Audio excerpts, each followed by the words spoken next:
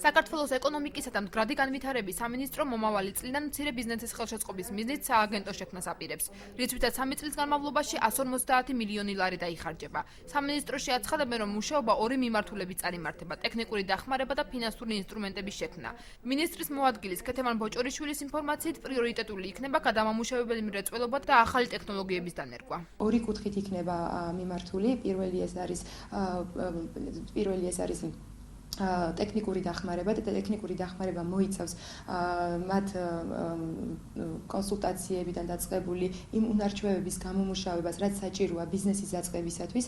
მოხდება, რა თქმა უნდა, პირველ რიგში ბიზნესის იდეის, ესე რომ ვთქვათ, სტატუსის შეფასება, ისეთი პროდუქტების დანერგვას, რომელიც დღეს ბაზარზე არ არის და ხელს შეუწყობს როგორც დამწყები ბიზნესის განვითარებას, ასევე მცირე და საშუალო ბიზნესის განვითარებას. ბიზნეს პროექტებს სამეთვალყურეო საბჭო შეისწავლის, რომელიც ეკონომისტების, ექსპერტებისა და სამინისტროს წარმომადგენლებისაგან დაკომპლექტდება.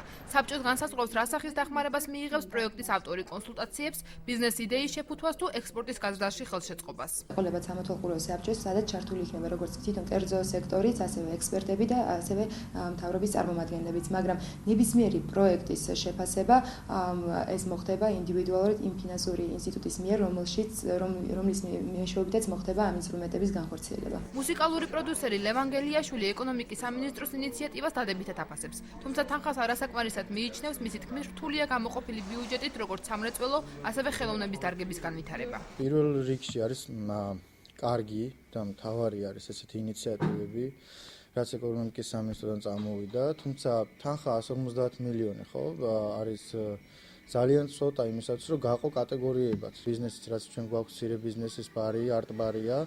ბევრი ფესტივალის იდეა გქონდა, ბევრი რაღაც გამოფენების, რაღაც არტ-კლუბების გაკეთება, ასე შემდეგ, თუმცა ეს პრობლემაა, იმიტომ რომ არ არის მხარდაჭერა. აჭარაში მცირე ბიზნესის ხელშეწყობის კუთხით მხოლოდ ბიზნეს ინკუბატორი მუშაობს, რომელიც მათ საოფისე ფართით ტექნიკითა და კომუნალური ხარჯებით უზრუნველყოფს. კახა შავაძის თქმით, სტარტაპი მაღალ რისკიანია, რის გამოც მის დაფინანსებას საბანკო სექტორი თავს არიდებს. დირექტორის თქმით, აჭარაში აქცენტი გადამამუშავებელ მრეწველობასა და სოფლის მეურნეობის მიმართულებებზე უნდა გაკეთდეს. ყველაზე მეტად რაზეც არის მოთხოვნა ახლა სტარტაპების დაფინანსება არის ძალიან დიდი სირთულე. თუ ამ პრობლემატიკას მიხედავ, მე ვფიქრობ, დიდი გარღვევა გვექნება მცირე ბიზნესის განვითარების თვალსაზრისით. სოფლის მეურნეობის მეორადი გადამუშავების მცირე საწარმოებს.